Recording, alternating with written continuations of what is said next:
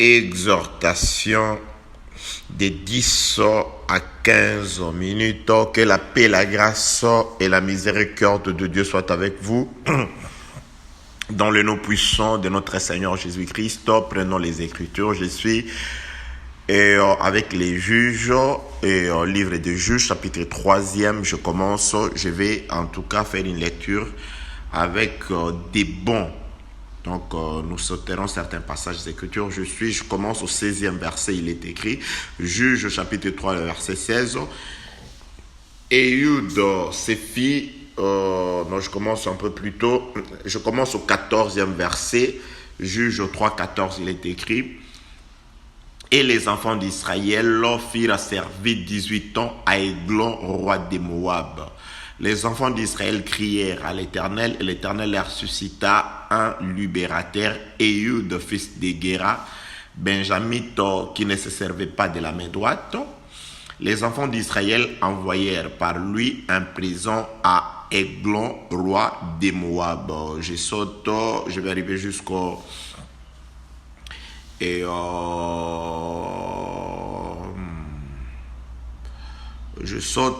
j'atterris au verset 21, il est écrit, alors Éhud avança la main gauche,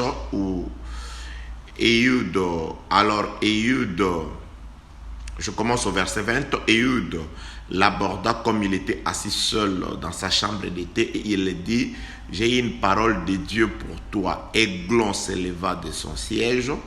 Alors Éhud avança la main gauche, tira l'épée de son côté droit et la lui enfonçant dans le ventre. La poignée même entra après la lame et la graisse se referma autour de la lame, car il ne retira pas du ventre l'épée qui sortit par derrière. Éhud sortit par le portique, fermant sur lui les portes de la chambre haute et tira le verrou. Quand il fit sortir, le serviteur du roi vinrent et regardèrent, et voici les portes de la chambre haute étaient fermées au verrou. Ils dirent sans doute, il se couvre le pied dans la chambre d'été. Ils attendirent longtemps, et comme ils n'ouvraient pas les portes de la chambre haute, ils prirent la clé et ouvrirent, et voici leur maître était mort, étendu par terre. Pendant leur détail, Éhud prit la fuite, dépassa les carrières et se sauva à Séra. Dès qu'il fut arrivé, il sonna de la trompette dans la montagne d'Éphraïm. Les enfants d'Israël descendirent avec lui de la montagne et il s'est mis à leur tête. Il leur dit, suivez-moi, car l'Éternel a livré entre vos mains le Moabite, vos ennemis. Ils descendirent après lui, s'emparèrent des gués du Jourdain vis-à-vis de Moab et ne laissèrent passer personne. Ils bâtirent dans ces temps-là environ 10 000 hommes de Moab, tous robustes, tous vaillants, et pas un seul n'échappa. Que la paix, la grâce et la miséricorde de Dieu soient avec vous. Je veux ajouter une autre portion des Écritures. Je suis dans le premier livre de Samuel et 1 Samuel. Je m'en vais au verset 17, 1 Samuel chapitre 17. Je vais aussi faire une lecture avec des bons. Là, je vais commencer au 8e verset. Il est écrit, le Philistin s'arrêta et s'adressa aux troupes d'Israël rangées en bataille. Il leur cria, pourquoi sortez-vous pour vous ranger en bataille? Ne suis-je pas les Philistins et n'êtes-vous pas les esclaves de Saul? Choisissez un homme qui descende contre moi. S'il peut me battre et qu'il me tue, nous vous serons assujettis. Mais si je l'emporte sur lui et que je le tue, vous nous serez assujettis et vous nous servirez. Les Philistins dit encore, je jette en ce jour un défi à l'armée d'Israël. Donnez-moi un homme et nous nous battrons ensemble. Saoul et tout Israël entendirent ces paroles des Philistins et ils furent effrayés et saisis d'une grande crainte. Je fais un bond au 52e verset. Il est écrit, Nous voulons juste gagner du temps. Et les hommes d'Israël et de Juda poussèrent des cris et allèrent à la poursuite des Philistins jusque dans la vallée et jusqu'aux portes d'Écran. Les Philistins blessés à mort tombèrent dans les chemins des Charaïm jusqu'à Gath, jusqu'à Écran. Et les enfants d'Israël revinrent de la poursuite des Philistins et pillèrent leur camp. Que la paix, la grâce et la miséricorde de Dieu soient avec vous. Je voudrais juste prendre très peu de temps avec vous dans le but de pouvoir nous exhorter. Donc, il n'est même venu à l'esprit que de pouvoir nous exhorter, nous fortifier. Nous avons le temps d'écouter l'enseignement, les enseignements, et il nous faut aussi écouter des exhortations. Je voudrais m'adresser à toi qui te sens abattu, qui te sens dépassé par des problèmes, qui parfois voient comme si rien ne marche. Je voudrais te rassurer à travers ces paroles. Dieu te connaît, Dieu te voit et il est là pour te secourir. Bien-aimé, par les deux passages des Écritures que nous venons plutôt de lire, et celle décrite dans les livres de Juge chapitre 3e, là, il s'agit plutôt en résumé du peuple de Dieu, Israël, le peuple de Dieu.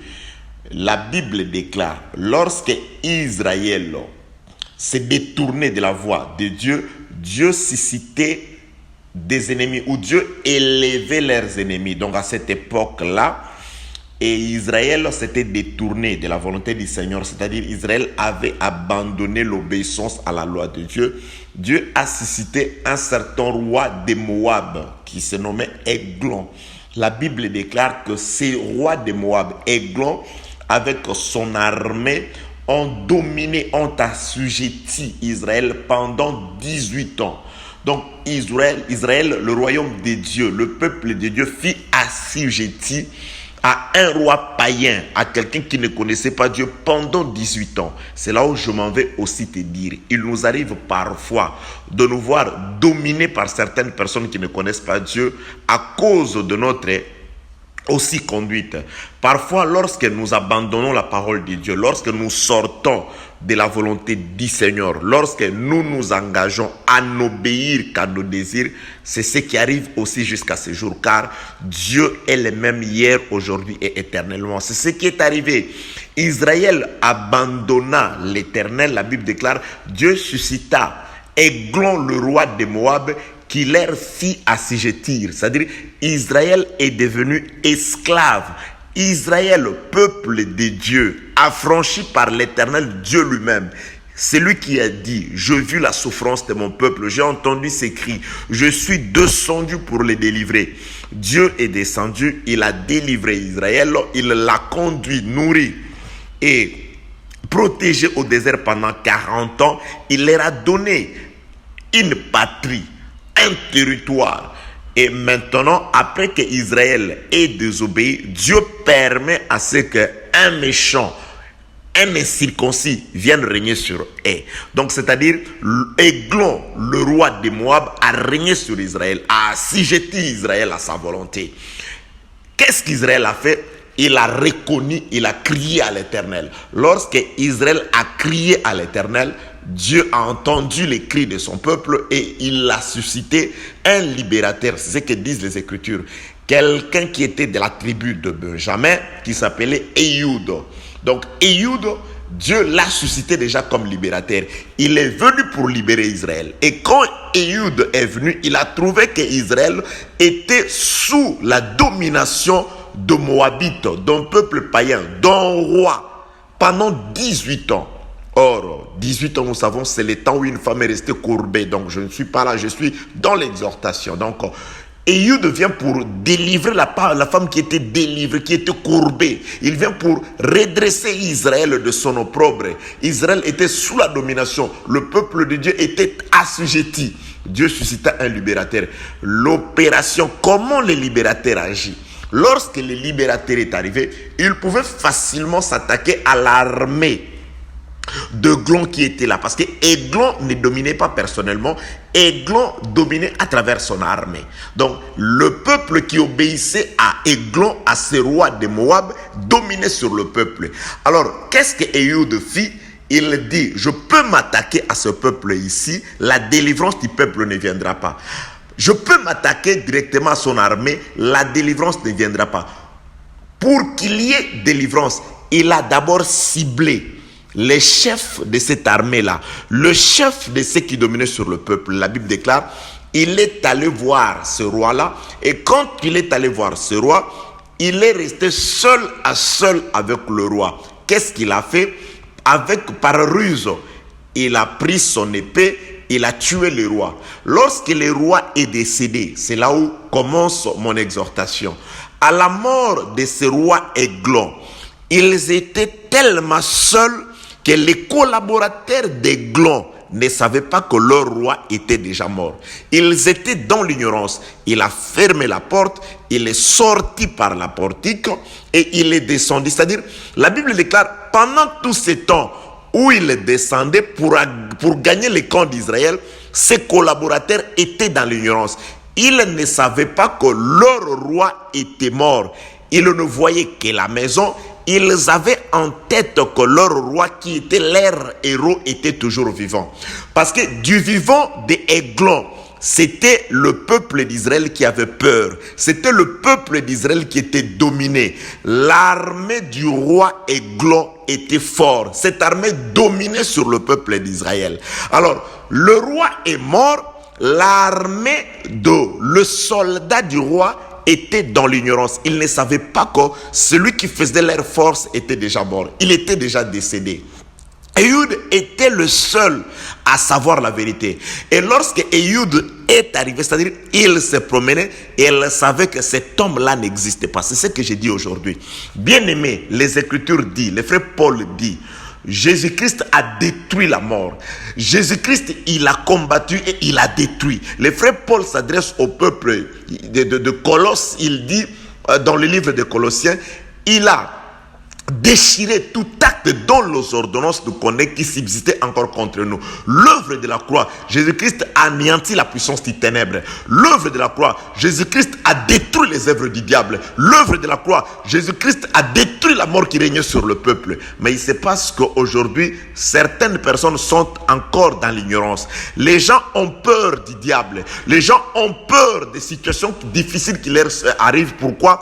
Par ignorance. C'est pourquoi Jésus-Christ dit, vous connaîtrez la vérité et la vérité vous délivrera. La vérité vous rendra libre.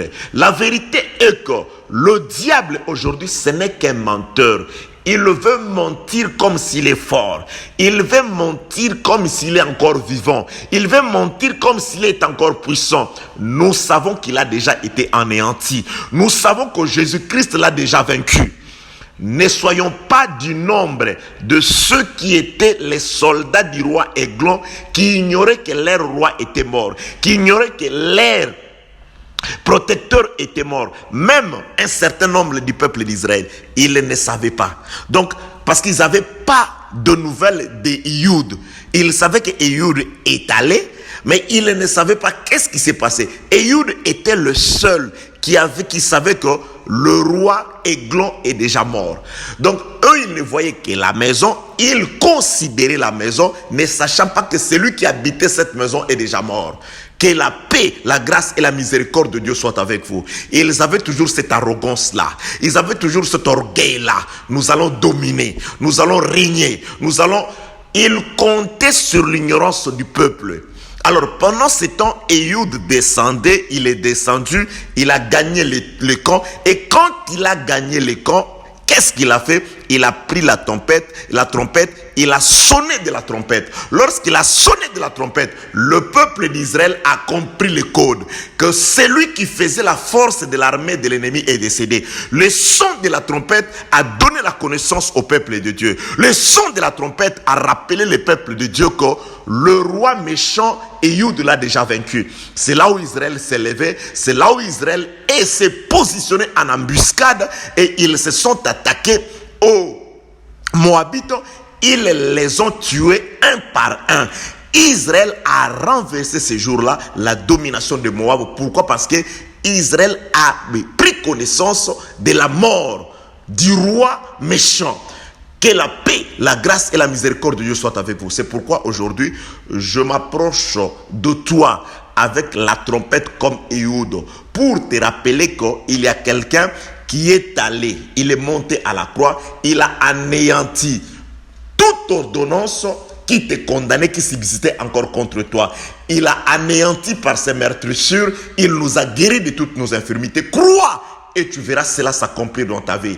Il a détruit la puissance du ténèbre. Il a détruit les œuvres du ténèbre. Il a renversé la toute autorité du diable qui était sur nous. Bien au contraire, il t'a donné de l'autorité. Et Ehud a sonné de la trompette. Et lorsque le peuple a écouté la trompette, le peuple sait, oh non, voilà, la trompette a sonné. Ça veut tout simplement dire que Ehud est monté, il est descendu, il a vaincu, il a anéanti la puissance du ténèbre.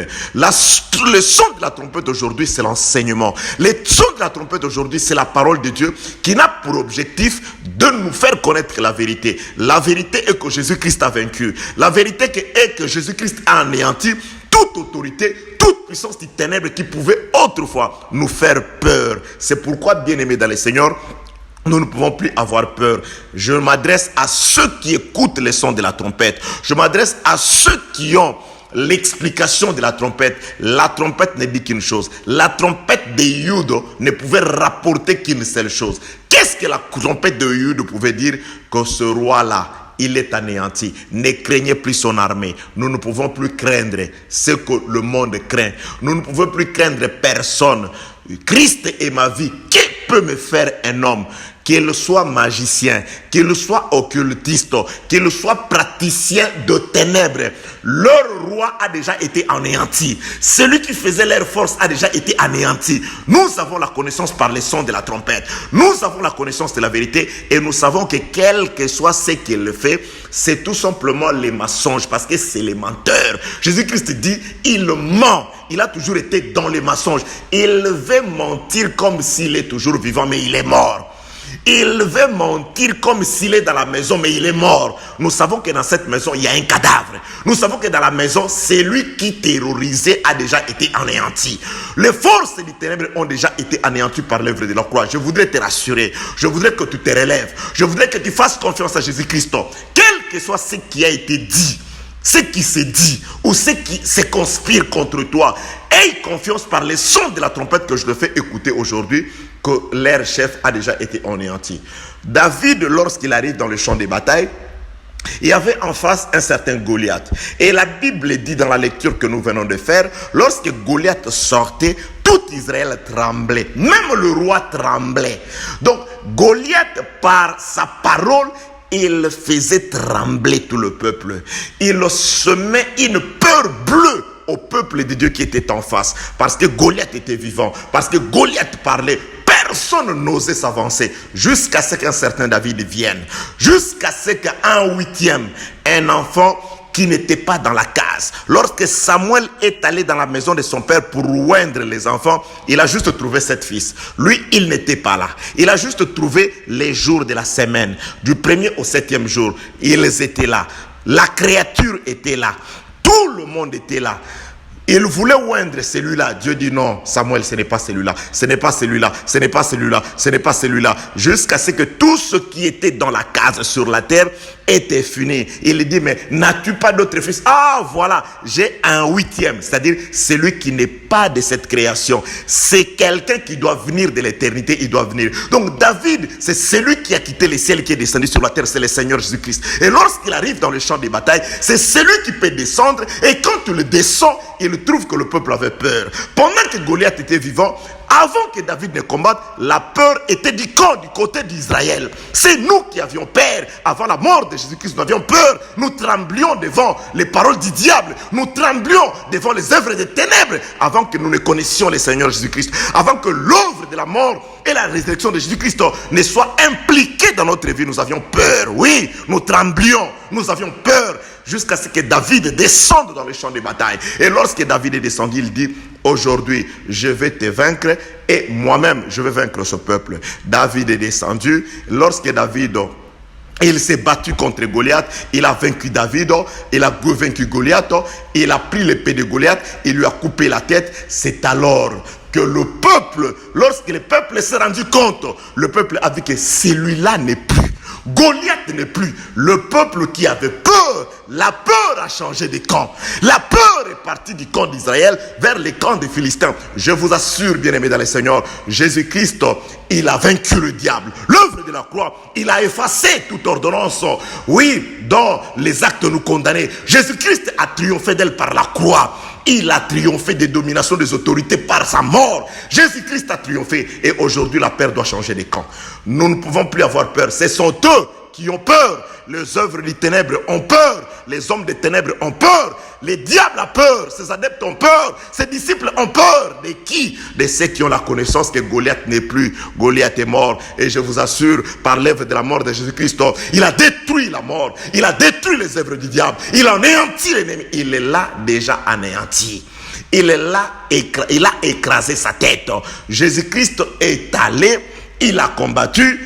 Il est revenu d'entre les vivants.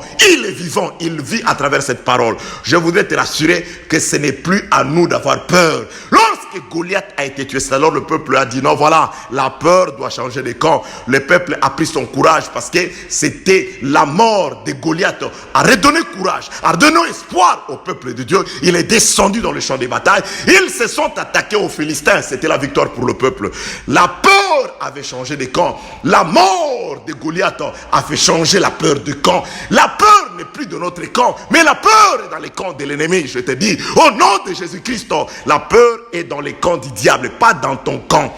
Relève ton visage, redresse-toi. Au nom de Jésus, redresse-toi. Tu n'as pas à avoir peur.